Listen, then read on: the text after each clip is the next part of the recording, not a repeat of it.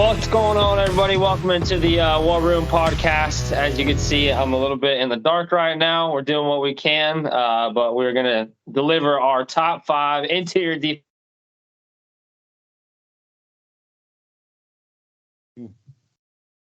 There we go. What's going on? All right, we're back. Gentlemen, all right, what do we got going on today? How y'all doing? Y'all ready? We got a little over a week until the draft. Yeah, I'm doing good. A lot of work, though. A lot of, final touches and things. Yes, I every time I watch a prospect right now, my big board slightly changes. Bumped up 1 or 2 spots, 1 or 2 spots down, 1 or 2 spots up. I keep deep diving in these films, and as we crank away with scouting reports, feel free to go to Blitzalytics.com /2022 NFL Draft. See our big board. We've got about 50 or 60 scouting reports posted as of right now. We'll hopefully have the top 100 to 150 done by draft time. But Dom, what's going on? How you doing, man? Just eager for the draft to get here, and like waiting for Christmas to roll as a kid.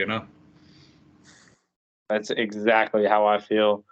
Nick, you are sick. We feel for you, man, but you still making it. COVID or no COVID, you are still showing up, and we got to compliment you on your work ethic, man. Thanks for showing up.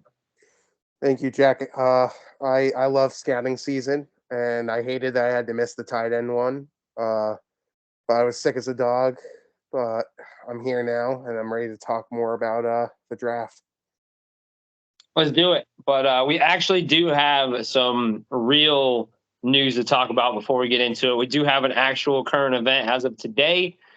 Mr. Deebo Samuels, one of the best wide receivers in the game. I think I've been saying it for a couple of years now. He is the best wide receiver in the NFL with the ball in his hand. Call what you will, yak ability, the ability to be a running back, all of these things. He's been in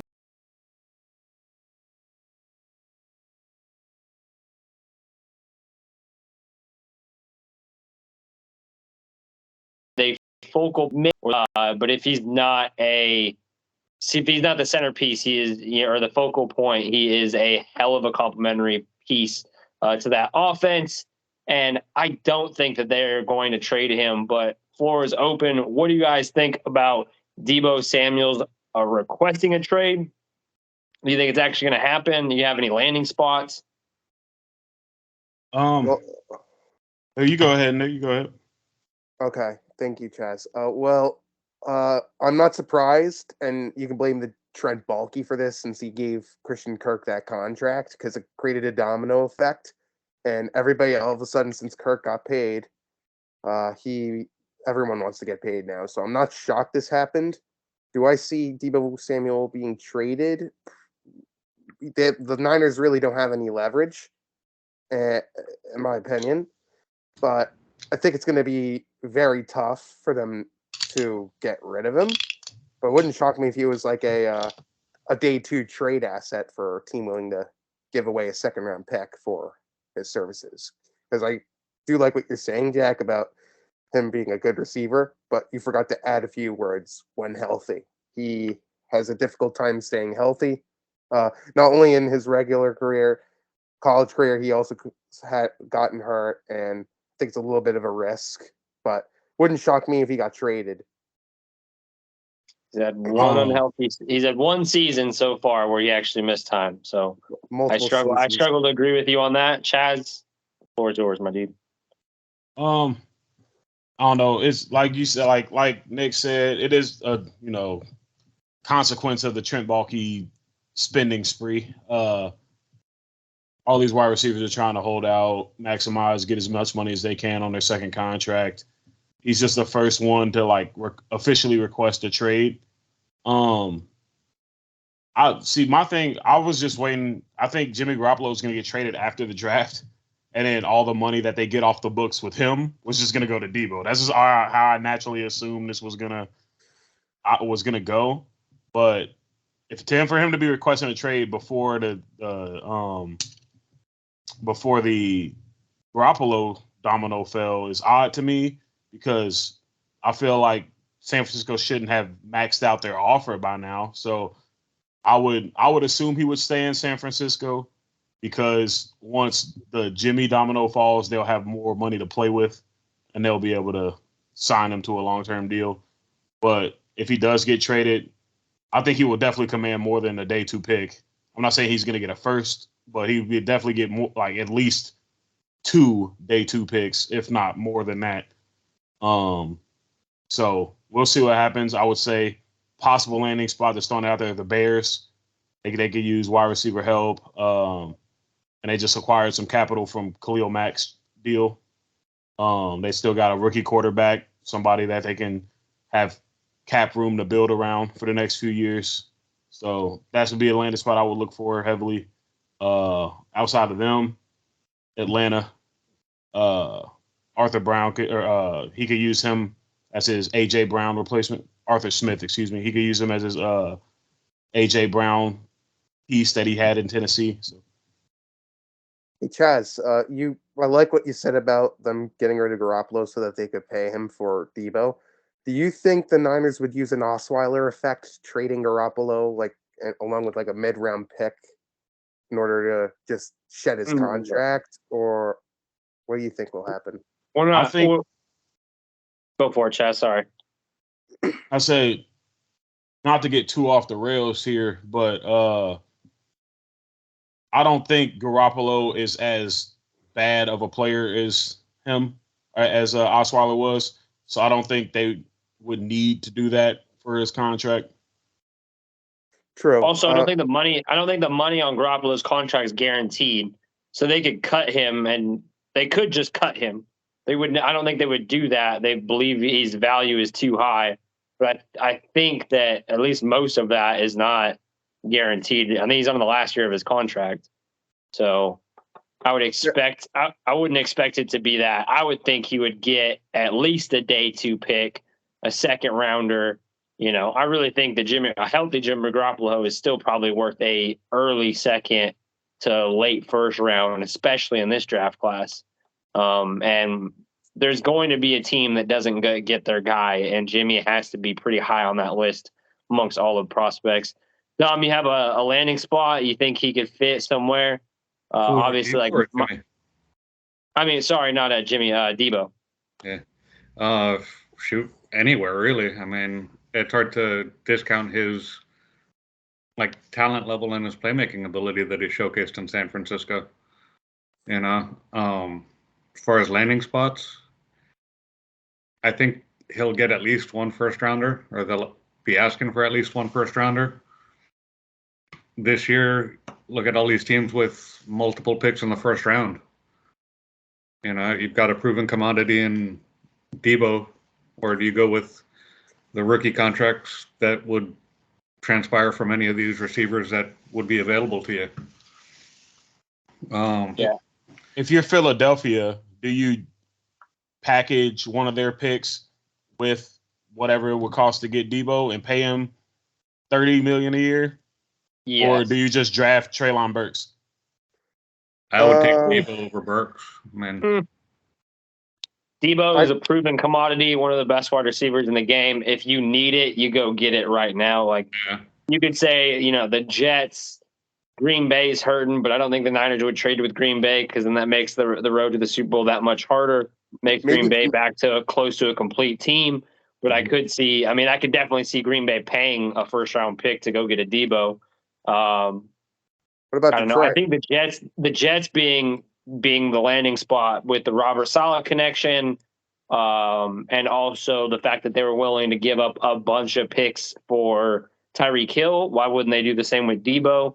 Adds a weapon. But realistically, I don't think he's going anywhere. I don't trust Jeff Darlington. I think he is always out for clicks. Maybe he talked to Debo and exaggerated it at best, but I don't think the Niners are trading him. I think he's such the perfect fit for that offense. That being said, I do say that, and I'm kind of coming to the realization, though, that if Brandon Ayuk could stay healthy, he could play that role just as good. Damn near. Yeah, I think at the end of the day, there's still a contract offer to be made by San Francisco. Yep. And There's one team we forgot to add as a team that could potentially get him, and that's Detroit. Keep in mind, they do, even though they have the second and 32nd overall pick, they could still auction that 32nd overall pick to try to get Debo. I think the only way that Detroit would trade for him is if they're taking a quarterback too. They're not taking a quarterback. I don't think they're trading for him. Yeah, not at 2, maybe at 32, but not at 2. Yeah. Or whatever it is. Maybe the Rams will sacrifice the first round pick for him. I mean, when are they? Well, the Niners are definitely not trading. Niners are definitely not trading with Debo in division. Yeah, absolutely not. Yeah, that's not. I don't even know. I don't even see it being within conference. I think he's too much of a commodity. He's too much of a difference maker. Niners would be kicking themselves in the ass if they had to see Debo Samuels in the playoffs next year. So, without further ado, gentlemen, we do have a top 5 list of defensive tackles. I have my notes here, but I'm also sitting in the dark and I can barely read them. So once again, I'm going to heavily rely on my 2 senior scouts a little bit more. And Nick, you definitely have your fair share of input. I know you've scouted a couple of these guys. I'm excited to talk about this list, especially because my Bucks need some interior help. We don't have Ndamukong Suh anymore. We'll be talking about edge guys here, soon in the next show. And, left end, right end, Bucks need help on both sides in that 3-4 scheme. But there's a lot of teams that could use these guys. Without further ado, I think I have the list set. I might double check here in a second. But without further ado, I'm going to throw up my first. Look at that. You actually read it. I read it better off my camera. Jordan Davis. Oh, DeMarvin Lee. What? And then Jones. All right. I'm surprised that Travis Jones went that high up there. That's crazy. I don't blame you, Chaz. I don't have him that high, but I don't blame you. Two beats one to one. We're gonna talk about this freakish monster of an athlete that's got everybody talking. After his combine, there was rumblings of let it be media rumblings, not actual NFL rumblings, but media rumblings about this guy being up in the the number 1 overall pick because he's 6'6", 340 and ran a 3.78 40 time. That being said, he's a behemoth of a man, tremendous upside, freakish size and athleticism, which is something you'd love to see from somebody in the trenches. Obviously, that those traits pan out. They do. You rarely see somebody with speed and power like that to that level not be able to translate it to the NFL. That being said, he has a ton of room for work, and that first step is real slow and sluggish. Heavily relies on the physical gifts and the God-given talent more so than he does technique. And I could have flip-flopped 1 and 2 being his teammate easily, but I will just kind of go up the board around Dom. You also had him at number 1. Talk about his traits, maybe some of the stuff he does that is not just the physical talent. It's hard to look past the physical talent, like you were saying, Jack. I mean, he's going to alter game plans on that interior line for sure. You're going to have to work on either block double teaming him or giving him another guy to kind of chip off him and deter him somehow to get him out of the way. Like you said, I mean, he does have his issues where he needs to work on his leverage a little bit. He's a little on the stiff side sometimes on his lateral movements too, but he's got the highest upside, I think, out of both guys from Georgia, like you said, but they're interchangeable. Yeah, definitely. It definitely depends on the flavor and what you've also got on your defensive line already. Chaz, all right, I was shocked that Travis Jones was number 1, and I'm not mad at it at all. I was penciling him in down a little bit farther down, and I was wondering if I was the only one. But what is your take on the behemoth from Georgia? Big man Jordan. I love Jordan Davis, man. I love him a lot. So I do have him at 2. And I will say that he's my to me 1, 2, and 3 are super close. And I'll get to my reasoning on why I put Travis at 1 over Jordan Davis here soon. But Jordan Davis, beast in the run game. My main, what kept him from number 1 is minimal pass rush ability. He, for as athletic and how good the upside is, it just doesn't show up on film when he comes to rushing the passer. So I think early on in his career, I see him as an early down player. And in those early down, he's going to be effective and clog things up in the middle for a rushing attack and make things difficult. But in terms of pass rush upside, it's there, but I gotta see it. And also his a couple things in the run game that, again, he's not a perfect prospect. His physical ability is top notch, some of the best we've ever seen from that position. But because he's so physically gifted, some of the details get lost, and those details are going to matter in the NFL. Like Dom said, he plays with his leverage is not good. He stands up, he goes upright as soon as the snap happens, and he knows he can get around the college, like his college competition. But in the NFL, it's good. Like you can't give up that much leverage to a veteran. He's gonna work you. So he's gonna have to clean that up a little bit, learn to play with some better pad level. But the upside for pass rush is there, but he's gonna be a day one affect your run defense type of player. Nick, you had DeMarvin Leal at 1. Not mad at it again. Definitely just a different style of player. But tell me why this freak athlete in Jordan Davis isn't at the top of your board. When we thought we heard you speak earlier saying that it was a given number 1, were you just playing us?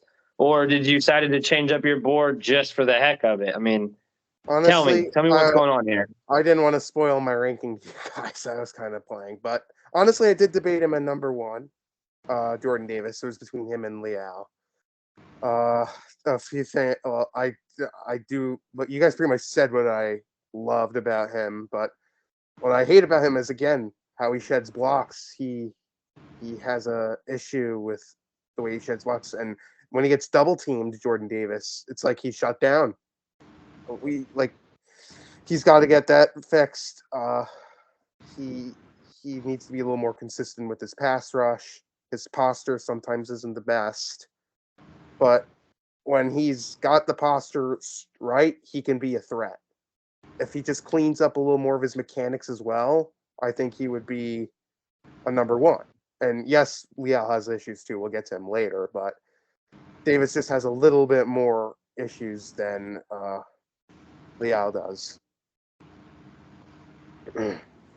All right, let's go down to number 2, and then we'll go snake order back on over to Nick. All right, Nick, you got Jordan Davis. I've got Devonta Wyatt, and I cannot read. What do you got, Chaz? I can't read it because of the stuff. Jordan Davis. Jordan Davis. Chaz, we agree on something? Yeah. All right, so you guys both got him at 2. It ain't too bad, but we do have Devonta Wyatt coming in at number 2. Great first step in quickness. He's kind of a little bit of the opposite of what Jordan Davis strengths are in terms of just brute strength and power and size. But this man at 6'3", 304, he's a few inches shorter and a lot lighter, but he can still run that 4.7. He's still fast as hell. He's far more explosive. Active hands, great hand fighting and technique. There's power. He does have, kind of that speed to power being. He's not this big, massive guy, but he's big enough to be able to get the job done. But yeah, he's consistently winning with that first step. Awesome lateral movement. His agility really shows on twists and stunts. His ability to kind of get around the edge. He may not be a bender, but he can definitely get around and curve the arc. But I love that from him. He may be, if my Bucks are picking, that's going to be the guy I want. Obviously, if you pair Jordan Davis with Vita Vea, like no team's ever going to gain an inch running in between the tackles. But it's you kind of want your guys to have some different styles, some different flair, and having a pass rushing D tackle, I think is equally as important as being able to stop the run at the position. So I don't know if he's the best pass rushing interior defensive line, but I think he's the most explosive. And there's a couple guys, Marvin Leal, Perry and Winfrey, there's Travis Jones, a couple of these guys you could talk about, had equal, if not more success getting after the quarterback. But I love what I've seen from him, and I'm super excited. And I'll shut up now, and we'll go reverse order, snake order. So back over to you, Nick. What did you see from the other Georgia defensive tackle?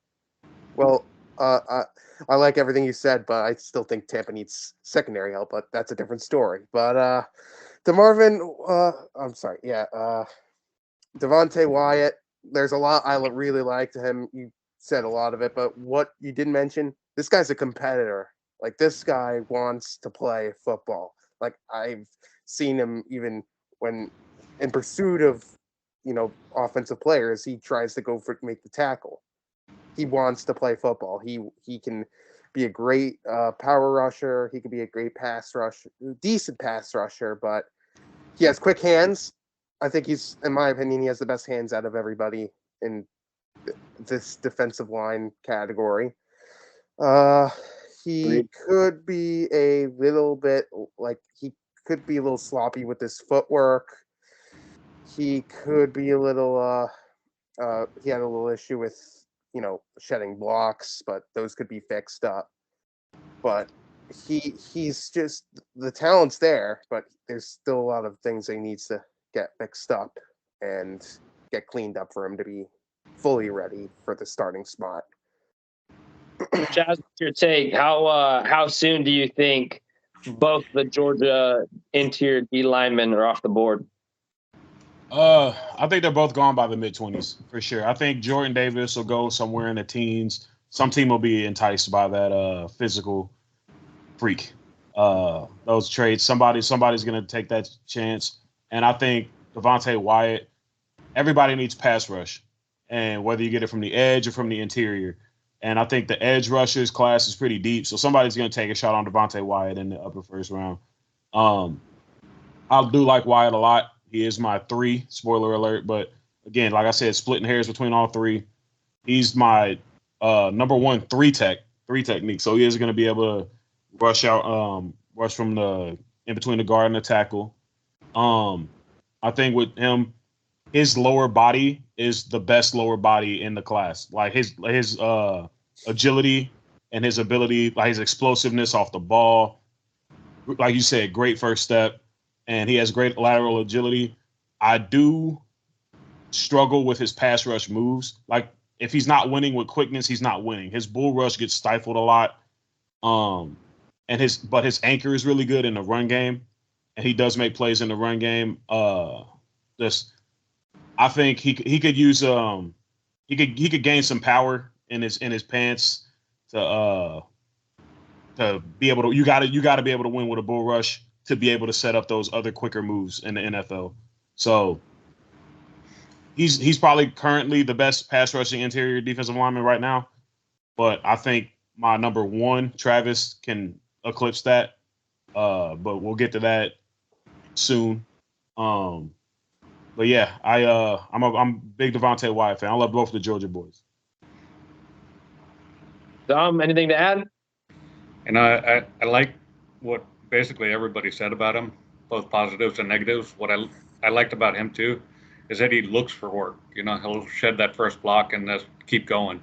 He'll find that next run down the field to attack the ball carrier if he happens to get by. He just looks for someone to go hit and tackle. And I like that about him. Yeah, you've seen him making plays out on the perimeter when you're talking about, like, there'd be a screen pass, there'd be, an end around, and you'd see him 10, 15 yards downfield chasing the guy and making a tackle, down the field. And you love that. Like, his motor, his effort, it's relentless. And you got to love to see that. let's keep on rolling and get down to number 3.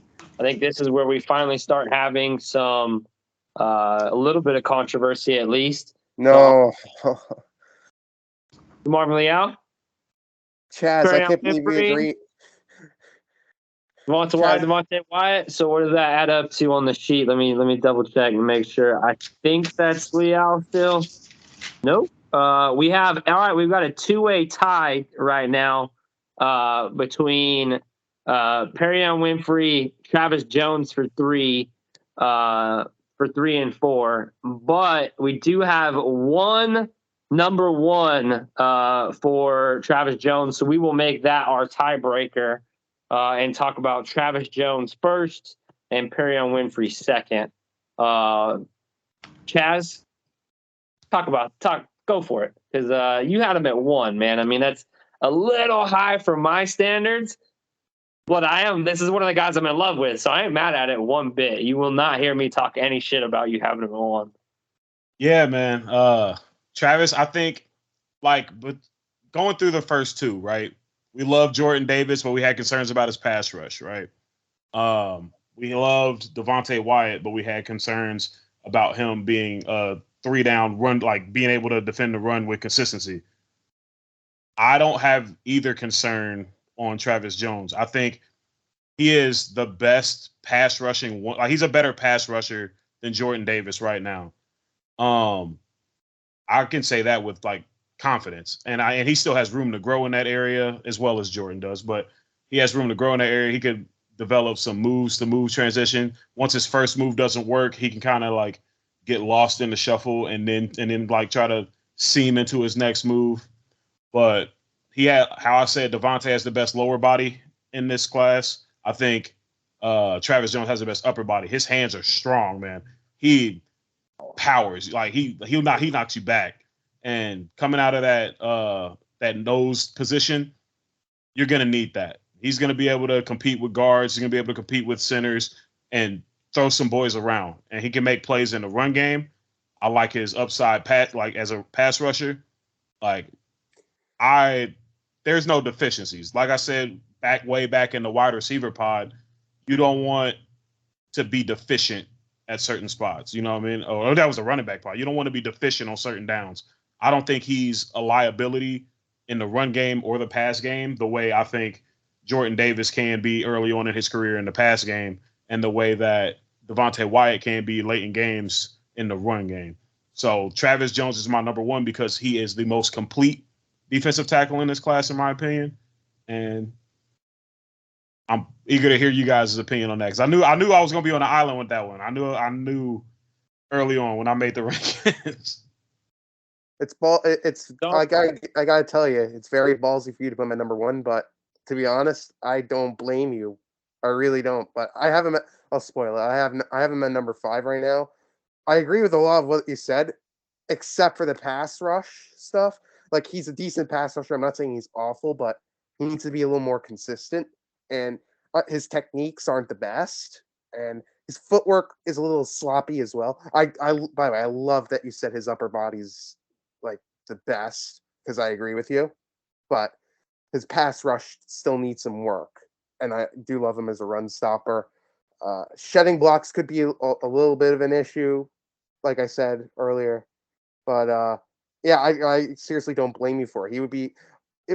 I would absolutely be shocked if he went day 3, but I think he's an absolute day 2 pick. Maybe even a high to mid second rounder. I think he could sneak his way into the first, man. I really do. I really do think I don't know about that. And my reasoning behind early day 2, late day 1, I wouldn't be shocked because again, it's a pick your poison kind of guy, Eric, pick your poison kind of match, and there's definitely going to be a team that wants day 1 ready production at the interior defensive line. I think Travis Jones does that.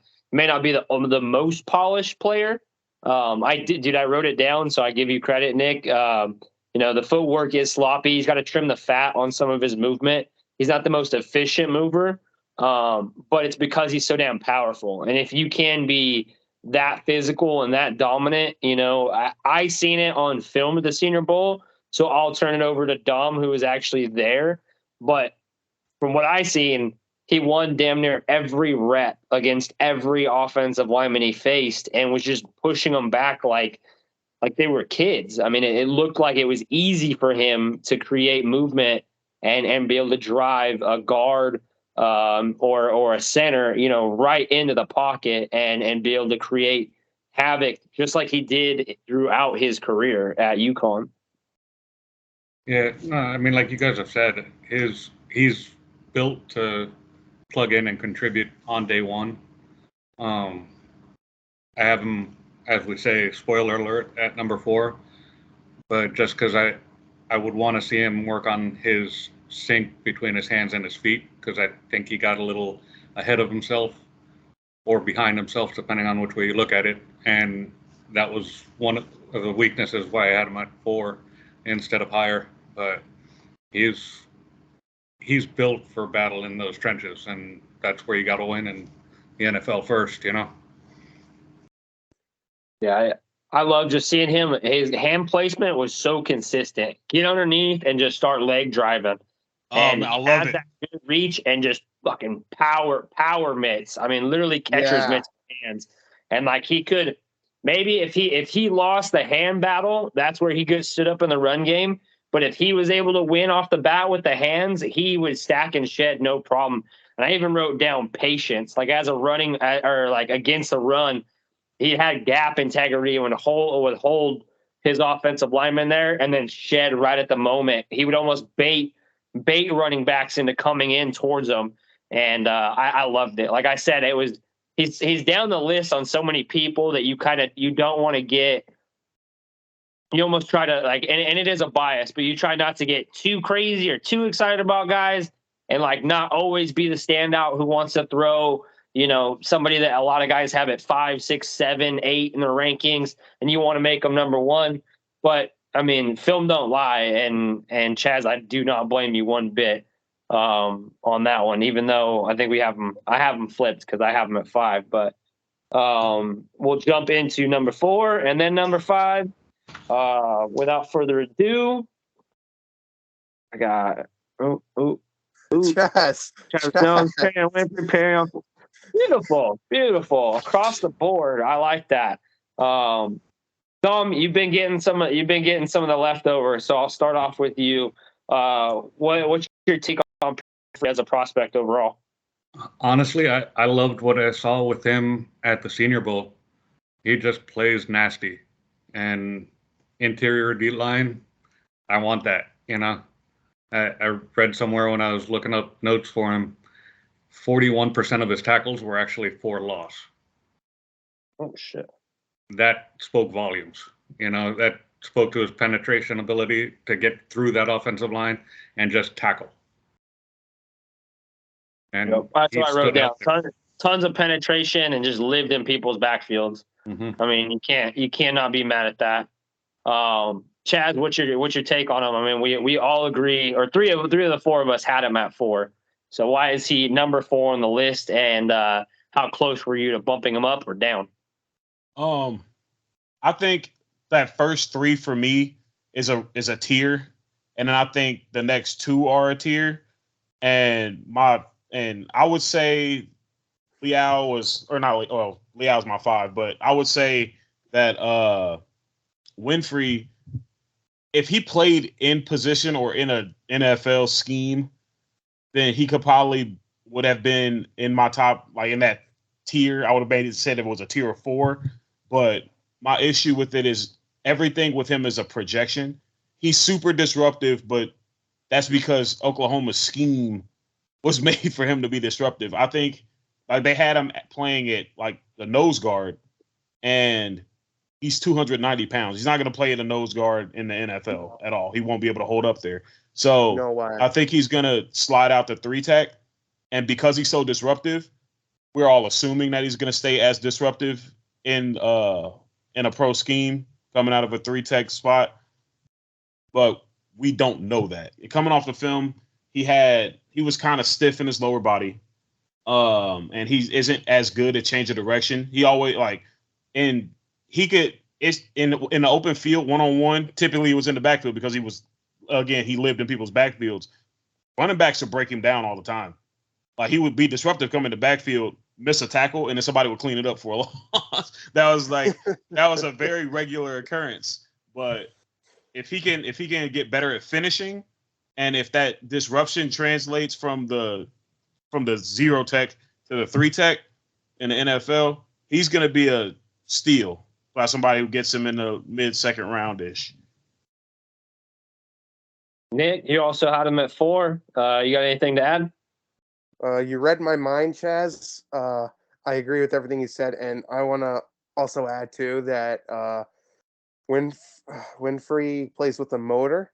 Like this guy is extremely competitive, and like Dominic said, the Senior Bowl like is clear example. But his handwork does need work.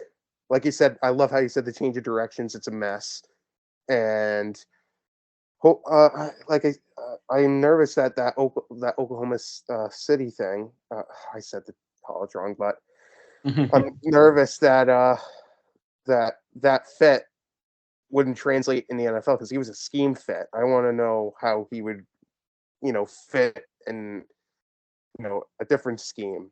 But overall, Chaz read my mind. He said what I wanted to say. I just wanted to throw that out there. I don't know if he's big enough to be playing out or long enough to play out on the edge.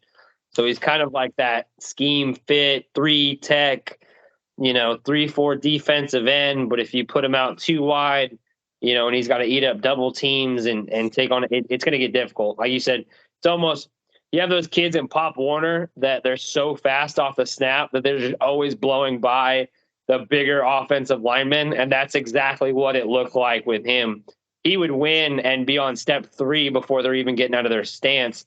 It's not going to happen in the NFL. He's not that fast and that explosive. He's just explosive, when grading on a curve for college football. But that high motor and just outworked his opponents consistently. Hand placement, the hand technique may not be perfect, but it was active. He was always swatting. He was always ripping. He never would settle for being blocked. And so a lot of his stuff was like second and third effort. Some of his production was coming off of plays that, the quarterbacks just hold on to the ball a little too long. But still, you see him continuously work throughout, the entire play. So you got to love that. My lights are starting to dim a little bit here. I'm going to have to change the battery before this next episode. Let's get on to number 5. Somebody's number 1, my number 3. Marvin Leal, Logan Hall, Leal, Travis Jones. All right. So you did have DeMarvin Leal inside your top 5, did you, Dom? Nah, like you said, like we've said on all these episodes, it's a pick your poison type of flavor kind of thing, And I personally like Logan Hall's upside a little more, and that he hasn't reached that potential yet. So there's still room to grow there. I don't think he's going to line up inside. I think he's going to be another one that gets bumped out to like that 3 technique, just because he's lighter. But I like that he looks for work. He needs to polish up his technique, and he needs to find that positional fit at the next level. But I think there's room to grow, and he'll be a good starter. Maybe not day 1, but I'd see him going in the 3rd round, maybe late 2nd.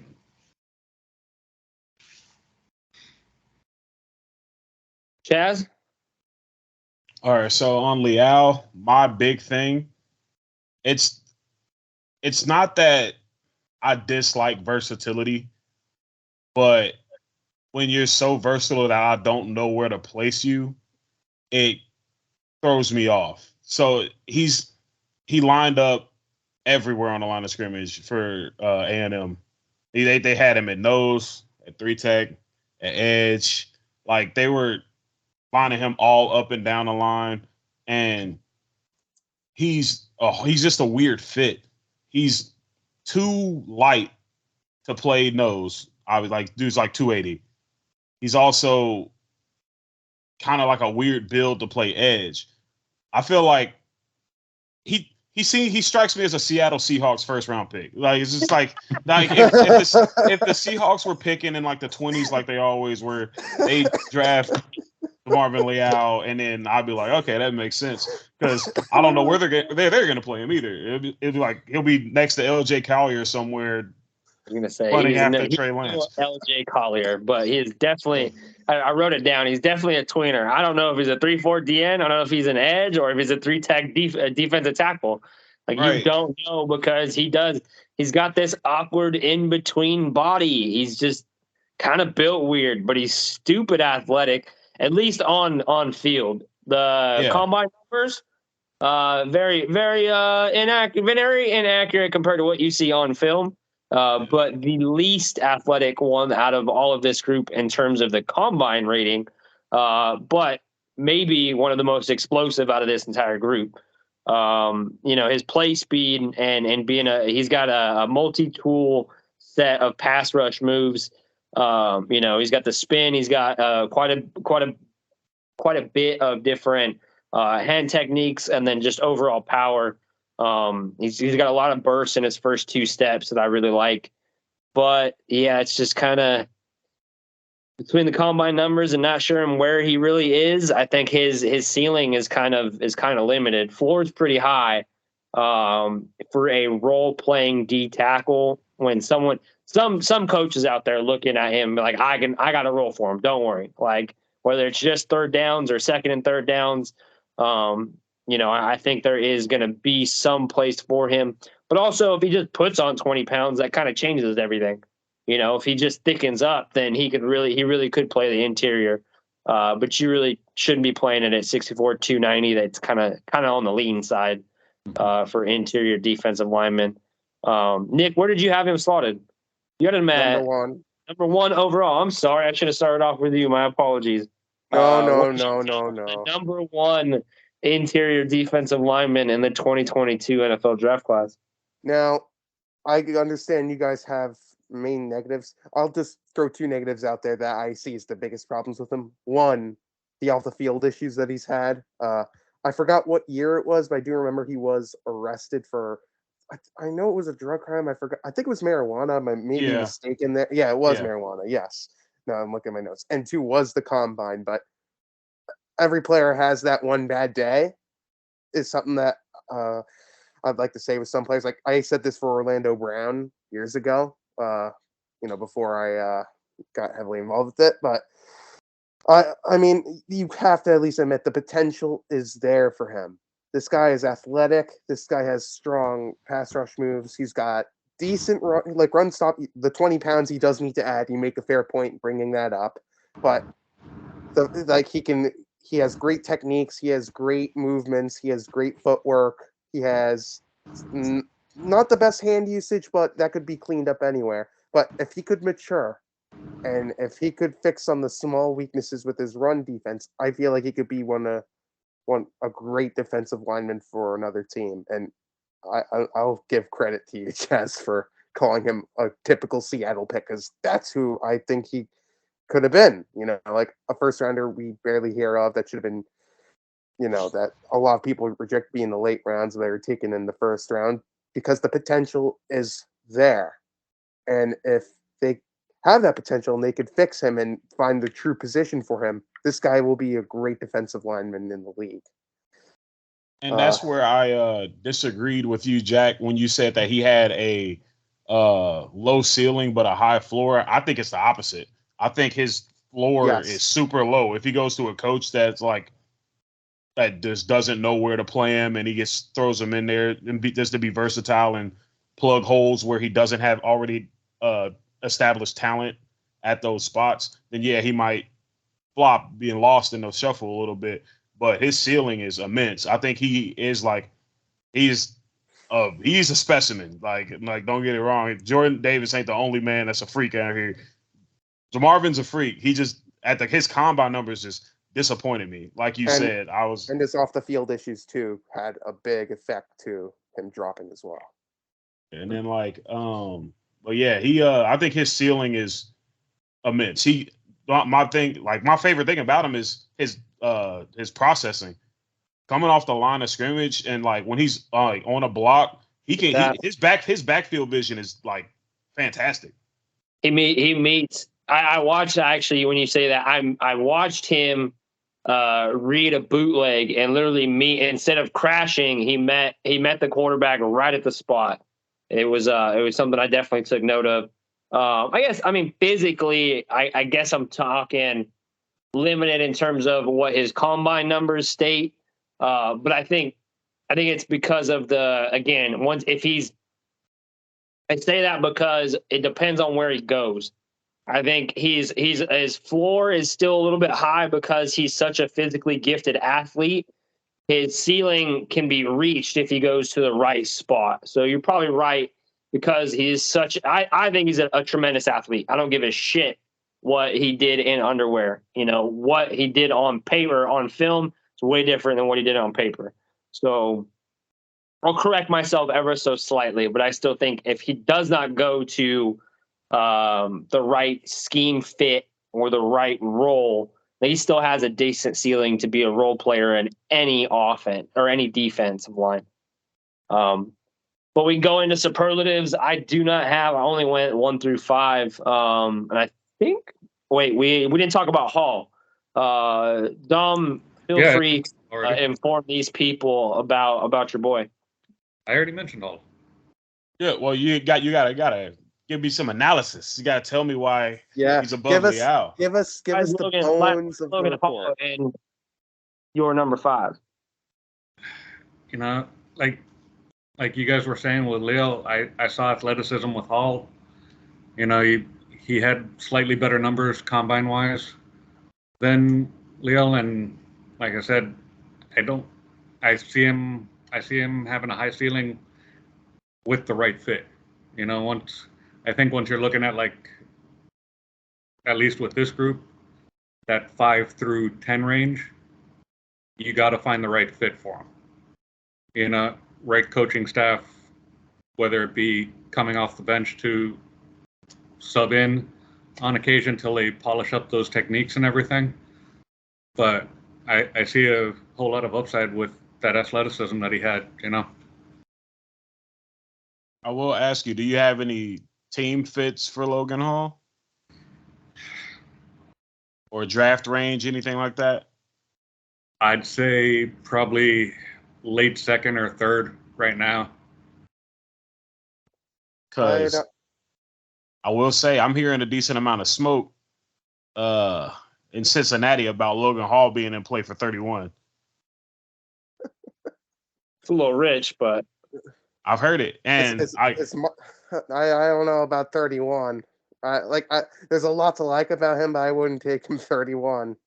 I see him more as a 3rd rounder than a.